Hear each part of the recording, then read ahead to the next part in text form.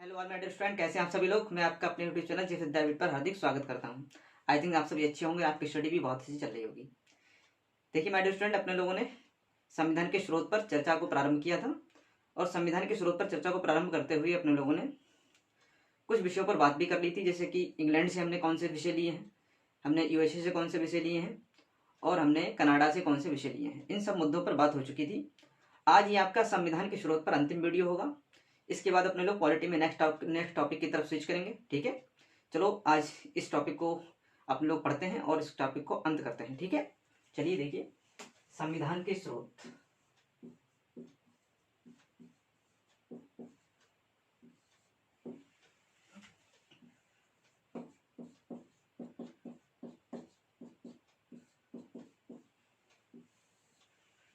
देखिए आज अपने लोग पढ़ेंगे, अपने लोगों ने आयरलैंड से क्या लिया है। ठीक है ना, देखते हैं आयरलैंड।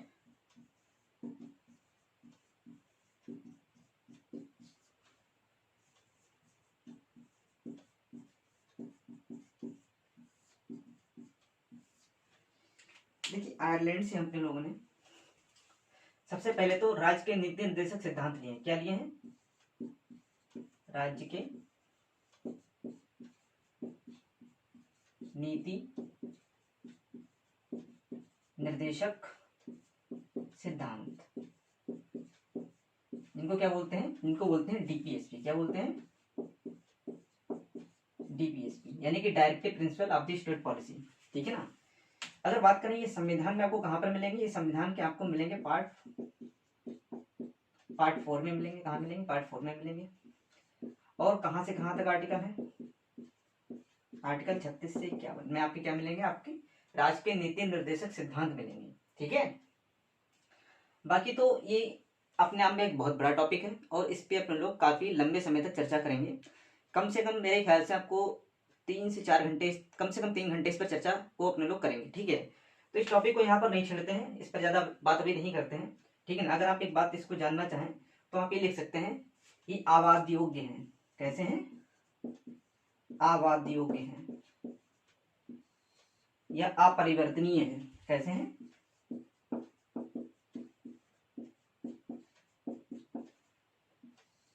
ठीक है ना, यानी कि नॉन जस्टिसिएबल है। कैसे हैं?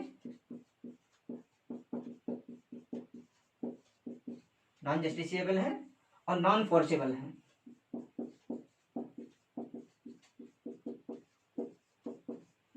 जैसे कि आप जब मौलिक अधिकार का टॉपिक पढ़ेंगे तो मौलिक अधिकार कैसा है? जस्टिसिएबल है। अगर आपके मौलिक अधिकारों का उल्लंघन होता है तो आप आर्टिकल 226 के तहत हाईकोर्ट जा सकते हैं और आर्टिकल 32 के तहत सुप्रीम कोर्ट जा सकते हैं। ठीक है ना। तो लेकिन राज्य के नीति निर्देशक सिद्धांतों में ऐसा नहीं है, ये जस्टिसिएबल नहीं है, बाउंडेड नहीं है, राज्य के लिए बाध्यकारी नहीं है। ठीक है ना। राज्य की मर्जी होगी तब आपको डीपीएसपी में जो निर्देश लिखे हैं राज्य के लिए वो आपको देगा, वरना आप उसको सुप्रीम कोर्ट या हाई कोर्ट के द्वारा उनको लागू नहीं करा सकते हैं। ये सब बुनियादी बातें शायद आपको अभी समझ में नहीं आ रही होंगी। जो पॉलिटी को बिल्कुल अभी जिन्होंने पढ़ना प्रारंभ ही किया है, जिन्होंने पॉलिटी को पहले जिसका बेसिक थोड़ा बहुत पढ़ा हुआ है, उनको ये सब बातें अच्छे से समझ में आ रही हैं। लेकिन वो बच्चे बिल्कुल ना घबराएं कि अभी ये बातें चल रही होंगी तो समझ में नहीं आ रहा होगा। जब इन टॉपिक पर आएंगे तो मैं आपको बिल्कुल बेसिक से समझाऊंगा और एक एक चीज क्लियर करूंगा, आपको बिल्कुल समझ में आएगी। अगर आपने पॉलिटी का कभी ए भी ना पढ़ा हो तब भी आपको समझ में आएगा। ठीक है, चलिए आप इतना नोट कीजिए आज के नीति निर्देशक सिद्धांतों में। और क्या लिया गया है? देखो हमारे यहाँ राज्यसभा है।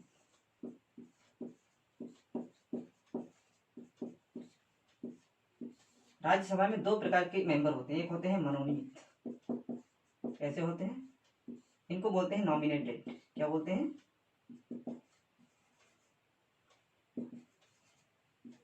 और एक जो होते हैं वो होते हैं निर्वाचित। कैसे होते हैं? इनको बोलते हैं इलेक्टेड। जो निर्वाचित सदस्य हैं हमारे यहाँ राज्यसभा में वो कितने हैं? वो है 233। कितने हैं माय डियर स्टूडेंट? 233।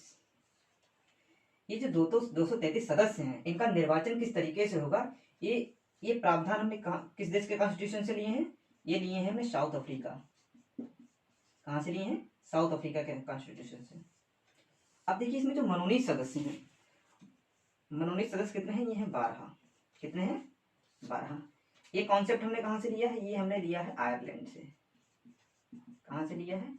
ये हमने लिया है आयरलैंड से, ठीक है ना। ये 12 सदस्यों को राज्यसभा में मनोनयन कैसे होता है? देखो, मनोनयन और निर्वाचन में अंतर ये होता है, जो नए स्टूडेंट हैं वो समझ लें। निर्वाचन का मतलब होता है उन्हें चुनाव की प्रक्रिया के द्वारा ही वो सदन के मेंबर बनेंगे। उन्हें चुनाव की प्रक्रिया से गुजरना पड़ेगा, कोई ना कोई उनको वोट देगा। वोट देने के बाद जब वो वोट प्राप्त करके जीत जाएंगे, उसके बाद ही वो सदन में पहुंचेंगे। ऐसे सदस्यों को बोलेंगे निर्वाचित सदस्य। जो बिना वोट, जिनको कोई वोट नहीं करेगा, राष्ट्रपति अपनी मर्जी से मंत्रिपरिषद की सलाह पर 12 लोगों को राज्यसभा में भेजता है। उनके लिए कोई वोटिंग नहीं होती है। उनके लिए 4 क्राइटेरिया होते हैं। उन क्राइटेरिया के आधार पर जो योग्य व्यक्ति होते हैं उनको राज्यसभा का सदस्य बनाया जाता है। वो 4 क्राइटेरिया कौन से होते हैं? कला, साहित्य, विज्ञान और समाज सेवा, ठीक है ना। जो इन विषयों में पारंगत होते हैं उनको राष्ट्रपति मंत्रिपरिषद की सलाह पर आर्टिकल 80 के तहत राज्यसभा के लिए मनोनीत करता है, ठीक है। तो इन 12 सदस्यों को मनोनीत कौन करता है? इन 12 सदस्यों का मनोनयन करता है प्रेसिडेंट। कौन करता है माय डियर स्टूडेंट? प्रेसिडेंट। कौन से आर्टिकल के तहत करता है? आर्टिकल 80। ये जो 12 सदस्यों का मनोनयन होगा किस बेस पर होगा, यानी कि आधार क्या होगा? तो देखो, इनका जो आधार क्या होगा, तो इनका आधार, ये 4 आधार पर इनका मनोनयन होता है। पहला आधार है साहित्य,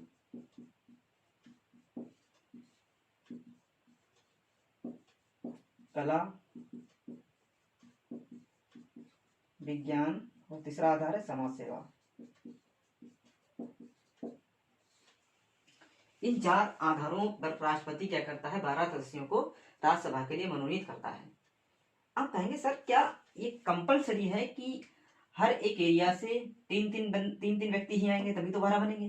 तो ऐसा बिल्कुल कंपलसरी नहीं है। साहित्य से 5 आ सकते हैं, साहित्य से 7 भी आ सकते हैं, कला से 1 आ सकता है, विज्ञान से 2 आ सकते हैं, समाज सेवा से 3 आ सकते हैं, या समाज सेवा से 4 आ जाए, विज्ञान से 2 ही आए, कला से 1 ही है, बाकी बचे हुए साहित्य से आ जाए। तो ऐसा कोई क्लियर क्राइटेरिया नहीं है, ठीक है ना। लेकिन आधार क्या होगा? ये 4 ही आधार होंगे, कोई 5वां आधार नहीं होगा, ठीक है।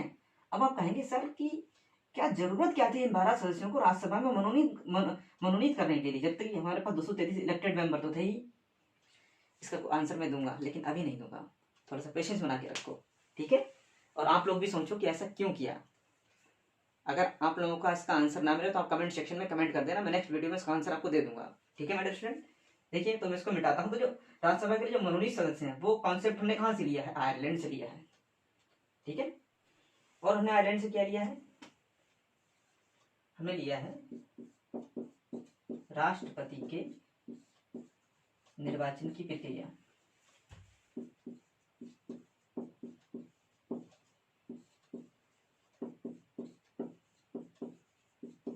राष्ट्रपति के निर्वाचन की प्रक्रिया। अगर आप कहेंगे संविधान में इसका उल्लेख कहाँ पर है?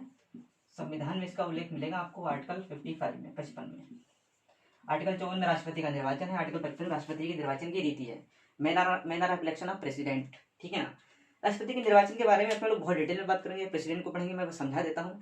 राष्ट्रपति का निर्वाचन 2 पद्धति के द्वारा होता है, आनुपातिक प्रतिनिधित्व प्रणाली, ठीक है ना, और एकल संक्रमणीय मत प्रणाली, ठीक है, सिंगल ट्रांसफरेबल वोट सिस्टम।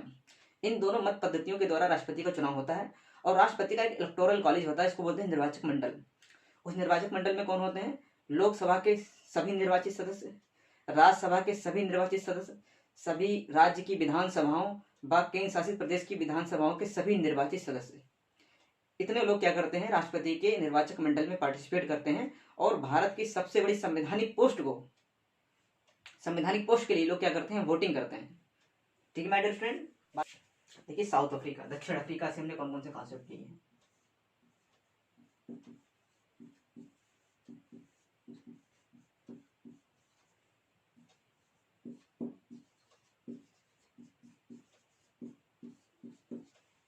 सबसे पहले तो हमने राज्यसभा के निर्वाचित सदस्यों के प्रक्रिया से संबंधित प्रावधान लिया है। राज्यसभा के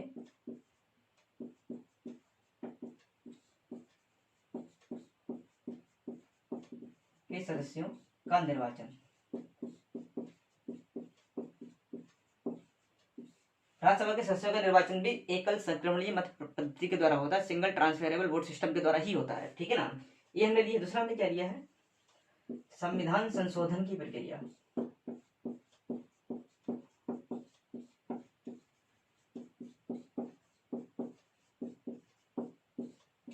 आपको पता है हमारे भारत के संविधान में आप संशोधन कर सकते हैं, ठीक है ना।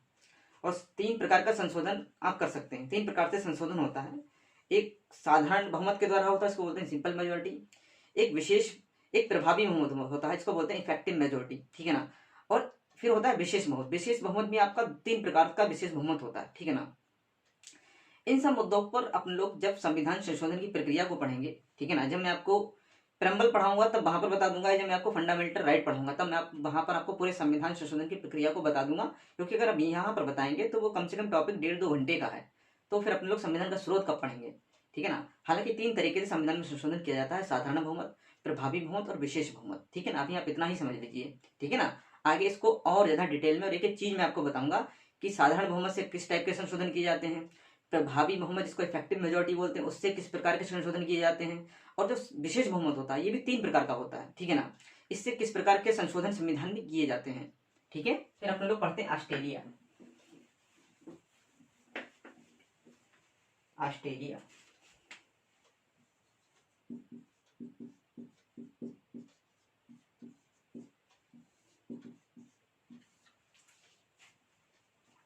एक तो हमने यहाँ पर पहला क्या लिया है, प्रस्तावना की भाषा।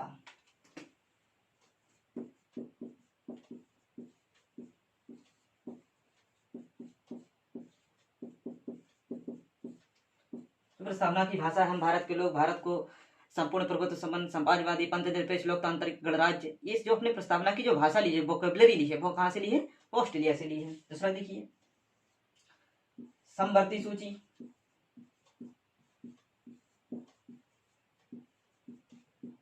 समवर्ती जिसको कंकरेंट लिस्ट बोलते हैं, क्या बोलते हैं, कंकरेंट लिस्ट बोलते हैं। इसके बारे में मैंने आपको पिछले वीडियो में बताया था। समवर्ती सूची वो सूची होती है जिसमें केंद्र और राज्य दोनों मिलकर क्या कर सकते हैं, जिनके विषयों पर कानून बना सकते हैं, ठीक है ना। लेकिन अगर कोई टकराव की स्थिति उत्पन्न हुई तो केंद्र का कानून ही हमेशा क्या रहेगा, प्रभावी रहेगा, ठीक है ना। तीसरा जो हमने कॉन्सेप्ट लिया है वो लिया है संयुक्त अधिवेशन का। इसका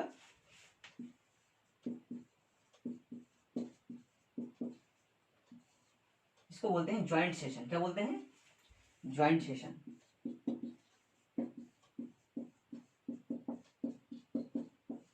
अगर आप बात करेंगे कि हमारे संविधान में ये प्रावधान कहां पर है, तो हमारे संविधान में प्रावधान मिलेगा आपको आर्टिकल 108 में। कहां पर मिलेगा, आर्टिकल 108 में। जब आप पढ़ेंगे राष्ट्रपति की एग्जीक्यूटिव पावर, राष्ट्रपति की कार्यपालिका शक्ति, ये सब कॉन्सेप्ट आप वहां पर पढ़ेंगे। देखो संयुक्त अधिवेशन होता क्या है, संयुक्त अधिवेशन का मतलब होता है जब हमारे सदनों के बीच गतिरोध उत्पन्न हो जाए, लोकसभा और राज्यसभा के बीच कोई बिल को लेकर असहमति हो जाए और राज्यसभा किसी बिल को 6 महीने तक होल्ड करके रख ले, उस पर कोई अनुमति ना दे, ठीक है ना। और आपको पता है वर्ष में 2 सेशन होने अनिवार्य हैं, ठीक है ना। वर्ष में मतलब 6 माह के भीतर सेशन होना अनिवार्य होता है। तो राष्ट्रपति ऐसी कंडीशन में क्या करेगा, जब दोनों सदनों के बीच विरोधाभास उत्पन्न हो गया है तो राष्ट्रपति आर्टिकल 108 के तहत क्या करेगा, देखो हमारे संसद भवन में लोकसभा का अपना भवन है, राज्यसभा का अपना भवन है। एक ऐसा भवन है जहां पर लोकसभा और राज्यसभा दोनों के मेंबर बैठकर जब विचार विमर्श करेंगे, ठीक है ना, तो वो एक ज्वाइंट हाउस है। वहीं पर हमेशा क्या होता है, संयुक्त बैठक की जाती है। तो संयुक्त बैठक को बुलाने की शक्ति किसके हाथ में, ज्वाइंट सेशन को, राष्ट्रपति के हाथ में, आर्टिकल 108 के तहत।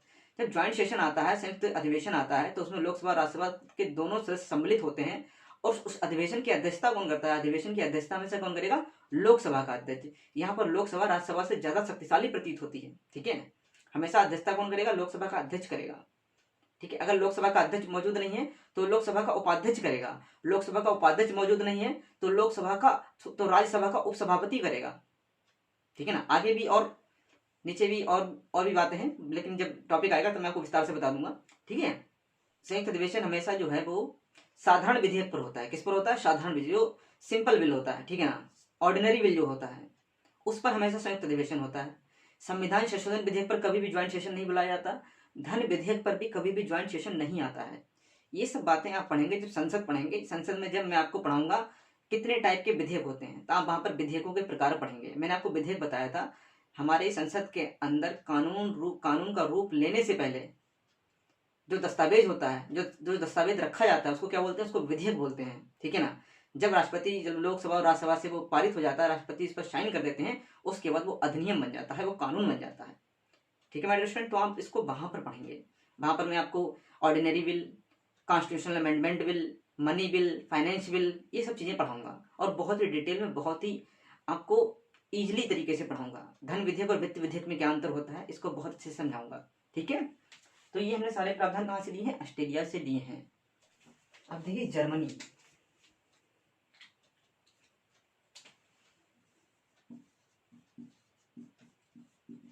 जर्मनी से सबसे पहले तो हमने आपातकाल का प्रावधान लिया है।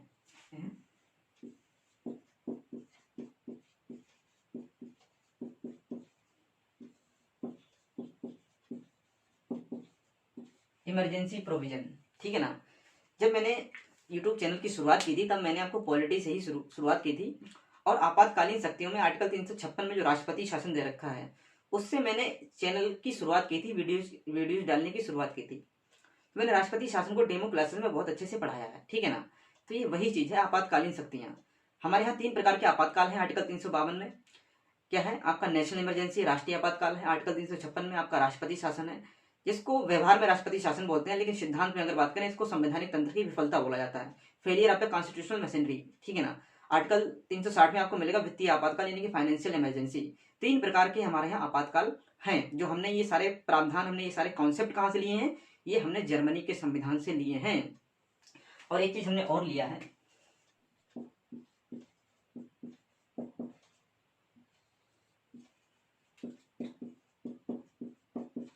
आपातकाल के दौरान फंडामेंटल राइट का निलंबन,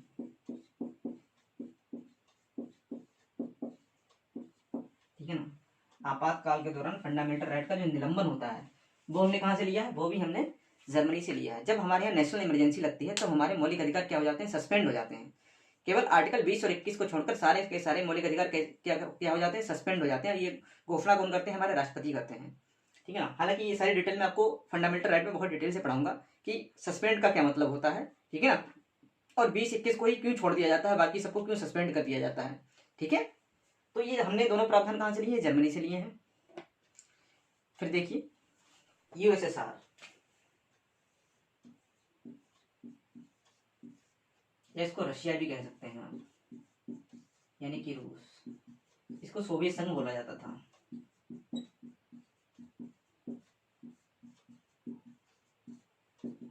यहां से हमने क्या लिया है? यहां से लिए हमने फंडामेंटल ड्यूटी यानी कि मौलिक कर्तव्य।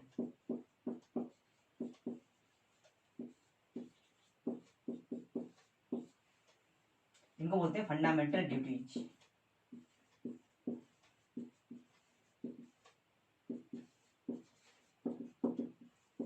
हालांकि फंडामेंटल ड्यूटी हमारे मूल संविधान में नहीं थी, ये स्वर्ण सिंह समिति की रिकमेंडेशन पर जोड़ी गई थी। किसकी रिकमेंडेशन पर? स्वर्ण सिंह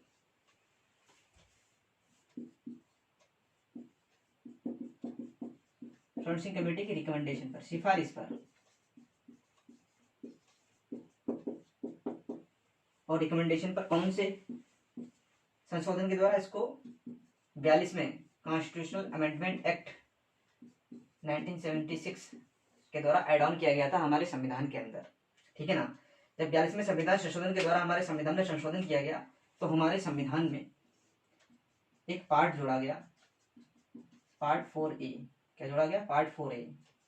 और एक आर्टिकल जोड़ा गया, आर्टिकल 51A। आर्टिकल 51A में ही क्या है? आपकी फंडामेंटल ड्यूटीज दे रखी है। क्या दे रखी है? फंडामेंटल ड्यूटीज दे रखी है। फिर क्या हुआ? एक और संशोधन हुआ, 86 कॉन्स्टिट्यूशनल अमेंडमेंट एक्ट यानी कि 86वां संविधान संशोधन। ये हुआ है 2002 में। इसमें क्या हुआ? इसमें हमने 11वीं, जब ये 42 कॉन्स्टिट्यूशनल अमेंडमेंट एक्ट के द्वारा जब फंडामेंटल, जो आपकी फंडामेंटल ड्यूटी जोड़ी गई थी, कितनी थी उस टाइम? इनका नंबर था 10। कितना था? 10। हमने 11वीं जोड़ी किससे? वो जुड़ी है 86वें संविधान संशोधन के द्वारा, फंडामेंटल ड्यूटीज। ये सारे फैक्ट हैं, आप याद रखिए। जब फंडामेंटल ड्यूटी आएंगे तो मैं आपको उसको बहुत ही व्यवहारिक तरीके से और उसको संविधान में क्यों रखा गया उसके सारे सिद्धांत पढ़ाऊंगा और प्रैक्टिकली आपको जोड़ने की कोशिश करूंगा, कनेक्ट करने की कोशिश करूंगा कि फंडामेंटल ड्यूटीज क्यों जरूरी हैं और कर्तव्य और अधिकारों में क्या अंतर होता है। अगर कर्तव्य और अधिकारों की बात आए तो पहले कर्तव्य आने चाहिए, अधिकार आने चाहिए। ये थोड़े से कॉन्सेप्चुअल क्वेश्चन होते हैं, थोड़े से एनालिटिकल क्वेश्चन होते हैं, थोड़े से आपके अंडरस्टैंडिंग बेस्ड क्वेश्चन होते हैं। आपके आईक्यू लेवल को यहाँ पर परखता है एग्जामिनर, ठीक है ना। इन सब चीज़ों पर बहुत अच्छे से अपन लोग क्या करेंगे, विचार विमर्श करेंगे और मैं आपको बिल्कुल ही बेहतरीन अंडरस्टैंडिंग आपको यहाँ पर दूंगा ताकि आप इन सब बेसिक मुद्दों को आप समझ पाए, ठीक है। फिर देखिए Japan.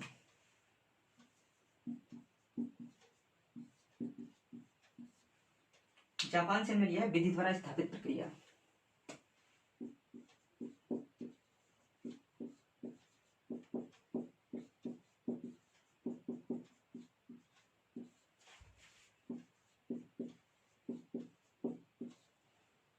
Procedure establish by law, इसको क्या बोलते हैं, प्रोसीजर स्टेब्लिश बाय लॉ, विधि द्वारा स्थापित प्रक्रिया। एक होती है विधि की उचित प्रक्रिया, एक होती है विधि के द्वारा स्थापित प्रक्रिया। ये जब आप पढ़ेंगे संविधान का आर्टिकल 21 तो वहां पर यह डिबेट निकल कर आएगी कि विधि की उचित प्रक्रिया और विधि की स्थापित प्रक्रिया, इन दोनों में क्या अंतर है और हमारे संविधान में विधि के द्वारा स्थापित प्रक्रिया या विधि की उचित प्रक्रिया है।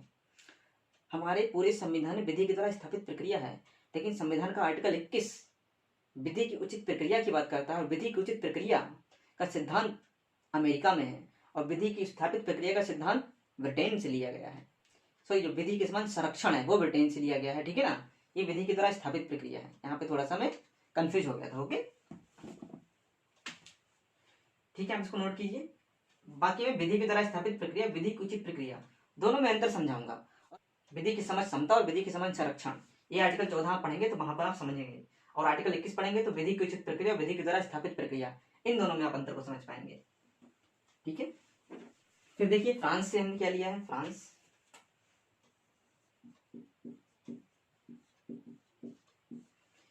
से हमने लिया है स्वतंत्रता, समानता,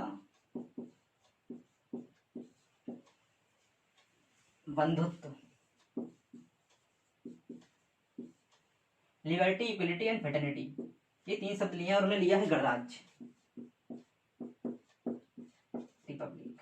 एक्चुअली ये फ्रांस की क्रांति थी, उसमें उसके नारे में 3 शब्द थे, स्वतंत्रता, समानता और बंधुत्व और गणराज्य। हमने सारी चीजें वहीं से उठाई हैं, ठीक है। तो ये आपका संविधान का जो स्रोत वाला एक टॉपिक था उसको अपने लोगों ने अच्छे से कवर किया, ठीक है। और मैंने आपको जब ये टॉपिक शुरू किया था तो मैंने बताया था यहाँ से नेचर ऑफ क्वेश्चन की प्रकृति कैसी है। तो मैंने बताया था 2 तरीके से क्वेश्चन पूछे जाते हैं। जो वनडे एग्जाम होते हैं उनमें तो क्वेश्चन सीधे सीधे पूछ लेते हैं कि प्रस्तावना की भाषा कहाँ से ली गई है, ठीक है ना, या डीपीएसपी का कॉन्सेप्ट कहाँ से लिया गया है, इस टाइप से केवल छोटे क्वेश्चन। लेकिन यूपीएससी या यूपीपीसीएस इनको थोड़ा घुमाकर पूछता है, एक तरफ वो सारे स्रोत लिख देता है, एक तरफ देश लिख देता है, ठीक है ना, और उनसे भी थोड़ा गहराई में जाकर वो पूछ सकता है कथन और कारण से संबंधित क्वेश्चन।